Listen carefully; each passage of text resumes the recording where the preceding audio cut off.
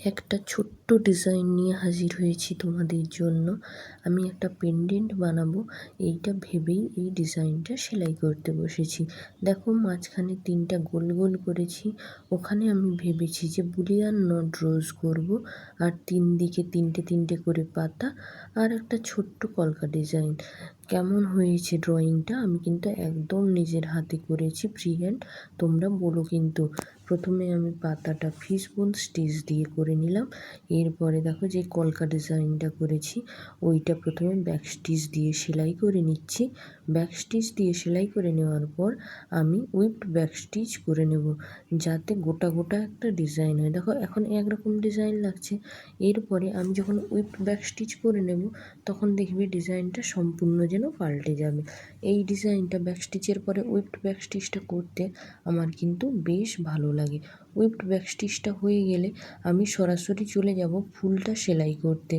আর ফুলটা আমি Boolean not stitch দিয়ে সেলাই করব। এখানে আমি পুরো কাজটাই কিন্তু নর্মাল যে জামা কাপড় সেলাই করার সুতো হয় ওই সুতো দিয়ে করেছি। এখানে একটা আমি কমলা কালারের সুতো নিয়েছি এবং সেই সুতোটা দিয়েই আমি বুলিয়ান নট স্টিচ করছি। দেখো সূচের মধ্যে দিয়ে সুতোটাকে কিন্তু আমি 9বার পেঁচাচ্ছি। এতেই খুব সুন্দর একটা দেখো সেলাই হচ্ছে। এরকম সূচের ভেতরে সুতো পেঁচিয়েও যে এরকম সুন্দর ডিজাইন করা যায় এটা আমি এই সেলাইয়ের জগতে না এলে বুঝতেই পারতাম না। বুলিয়ান নটের থেকে যে ব্রাজিলিয়ান রোজ স্টিচটা হয় সেটা আরও সুন্দর, তবে প্রত্যেকেই যে যার নিজের নিজের কাছে খুবই সুন্দর। এই সেলাইটা দিয়ে রোজ সেলাই করতেও আমার কিন্তু বেশ ভালোই লাগে।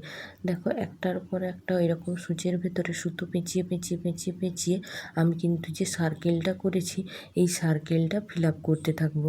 যতক্ষণ না সার্কেলটা ফিল আপ হচ্ছে ততক্ষণ পর্যন্ত আমি এইভাবে সূচের মধ্যে সুতো পেঁচিয়ে একটা একটা করে পাপড়ি তৈরি করতে থাকবো। আমি এইটা পেন্ডেন্ট তৈরি করব ভেবেই কিন্তু এত ছোট একটা ড্রয়িং করেছি এবং তারপরে সেলাই করছি। পুরো কাজটা হয়ে যাওয়ার পরে দেখবে কতটা সুন্দর হয়েছে সেলাইটা। এই ছোট্ট ছোট্ট কাজগুলো করতে কিন্তু প্রচুর বেশি সময় লাগে।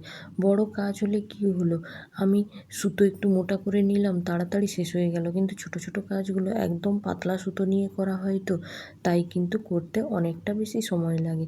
এটা আমি দেখো একটা রুমালের উপর কাজ করছি। এই জায়গাটাই ফাঁকা জায়গা ছিল বলে এখানেই আমি সেলাইটা করছি, কিন্তু দেখো তার চারদিকে অনেক সেলাই আগে থেকে করে রেখেছিলাম।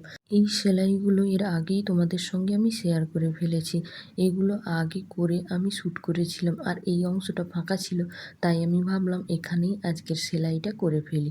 কেননা ফাঁকা অংশ নিয়েই তো কাজ, চারদিকে যত কাজ থাকুক কী বা আসে যায়। তবুও দেখো ওপরের দিকে পিঙ্ক আর ইয়েলোর যে আমি ফ্লাওয়ার সেলাইটা করেছিলাম এত সুন্দর আছে এখনও, আর কি সুন্দর লাগছে। ওটা দেখেই কাজ করে ফেললাম আমি। দেখতে দেখতে দেখো পুরো কাজটা প্রায় শেষ হয়ে এসছে। প্রথমে আমি কিন্তু ডিপ কমলা কালারের একটা সুতো মাঝখানে দিয়েছি, আর তার চারদিকে দেখো তার থেকে হালকা কালারের একটা সুতো নিয়ে চারদিকে আমি এরকম করে পুরো কিন্তু যে সার্কেলটা আছে ওটা ফিল আপ করে দিচ্ছি। আমার কাজগুলো কেমন লাগে তোমাদের তোমরা অবশ্যই জানাবে, কিন্তু তোমরা একটু যদি কমেন্ট করো তাহলে কিন্তু পরের কাজ করার আমি উৎসাহ পাই। দেখো কথা বলতে বলতে পুরো ফুলটা কিন্তু সেলাই করা হয়ে গেল। এরপরে এটা পেন্ডেন্ট তৈরি করলে কেমন সুন্দর লাগে সেটাও আমি আপনাদের সাথে শেয়ার করব।